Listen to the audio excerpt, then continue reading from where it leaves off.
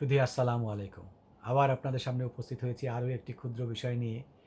ক্ষুদ্র আমি বলবো না, আরও একটি বিষয় নিয়ে যা আমাদের আলোচনার টেবিলে গুরুত্ব পায় না অথচ গুরুত্বপূর্ণ, এবং আমরা সাধারণত ওটা দেখি না। এটা আমাদের দৃষ্টির বাইরে বা অগোচরে রয়ে যায়, যেটাকে আমরা বলবো অফ সেন্টারে রয়ে যায়। আজকের বিষয়টি হচ্ছে পাবলিক লাইস, অর্থাৎ জনসম্মুখে মিথ্যা কথা বলা। এটা আমার আপনার জন্য না, আমি আপনি জনসম্মুখে কোনো বড় কোনো ফিগার না যে আমরা মিথ্যা কথা বললে কোনো কিছু আসা যাবে, জাতির বা কোনো দেশের বা কোনো অংশের ক্ষতি হয়ে যাবে, কারো ক্ষতি হয়ে যাবে, তা নয়। এটি জাতীয় ভাবে যাদের দায়িত্ব আছে, অর্থাৎ যারা নির্বাচিত ব্যক্তিবর্গ, যারা দেশের হর্তাকর্তা বলে আমরা বলে থাকি সাধারণ ভাষায়, এবং যারা রাষ্ট্রের রাষ্ট্রপতি থেকে শুরু করে একজন এমপি পর্যন্ত, এবং তারপরে সরকারি কর্মচারী যারা উচ্চ পর্যায়ে রয়েছেন এবং মধ্য পর্যায়ে রয়েছেন এবং নিম্ন পর্যায়ে রয়েছেন, যারা মিথ্যে কথা বলেন সরকারি পদে থেকে জনগণকে বুঝ দেওয়ার জন্য তাদের নিজ স্বার্থে বা কোনো বিশেষ গোষ্ঠীর স্বার্থে মিথ্যা কথা বলেন, জেনে শুনে মিথ্যা কথা বলেন, যা প্রমাণিত হলে তার বিরুদ্ধে শাস্তিমূলক ব্যবস্থা গ্রহণ করা উচিত।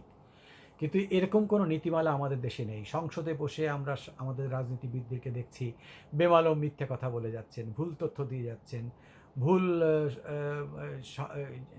সংজ্ঞা দিয়ে যাচ্ছেন, ভুল পরিসংখ্যান দিয়ে যাচ্ছেন, এবং একইভাবে আমরা দেখতে পাচ্ছি যে খবরের কাগজে ভুল পরিসংখ্যান দিয়ে দেওয়া হচ্ছে ইচ্ছামতোভাবে, পরবর্তী দুঃখ প্রকাশ করা হচ্ছে।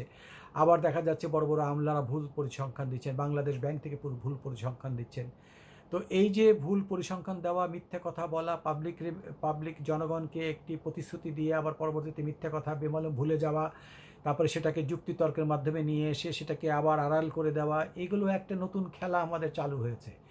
এই মিথ্যা কথা জনগণকে সামনে রেখে প্রকাশ্য দিবালোকে মিথ্যা কথা বলার যে একটা অভ্যাস, সেটাকে আমাদেরকে অবশ্যই কার্ভ করতে হবে বা এটাকে আমাদেরকে প্রতিহত করতে হবে। সেজন্যই আমি দাবি করি যে আমাদের একটি পাবলিক লাইজ অ্যাক্ট থাকা উচিত, যেটা প্রমাণিত মিথ্যা, যেটা দায়িত্বে, সরকারি কোনো দায়িত্বে থাকা অবস্থায় কেউ যদি প্রমাণিত মিথ্যা বলে থাকে বা জনগণকে বিভ্রান্ত করে থাকে, সেক্ষেত্রে তার পদ যাওয়া থেকে শুরু করে তার বিরুদ্ধে যাবতীয় শাস্তিমূলক ব্যবস্থা গ্রহণ করার ব্যবস্থা থাকা উচিত সে আইনে। আমি সত্ত্বেও সে আইন বর্তমান সরকারের কাছে আশা করছি যে আপনারা সংসদে দাঁড়িয়ে মিথ্যা কথা বলার জন্য কোনো কেউ যদি বলে থাকে, ইতিপূর্বে আমরা বহু দেখেছি মিথ্যা কথা সংসদে বসে বলা হয়। একইভাবে মিথ্যা কথা আমাদের মন্ত্রণালয়ে প্রজ্ঞাপনে দেওয়া হয়, এমনকি বিভিন্ন পাবলিক মিটিংয়ে থেকে শুরু করে বিভিন্ন জায়গায় মিথ্যা কথা বলা হয়। এই জন্য একটা সম্পূর্ণ নীতিমালা থাকা উচিত যে কোনটাকে পাবলিক লাইজ বলবে এবং কারা কারা এই পাবলিক লাইজের আইনের আওতায় আসবে এবং তাদের বিরুদ্ধে কী কী শাস্তিমূলক ব্যবস্থা গ্রহণ করা হবে।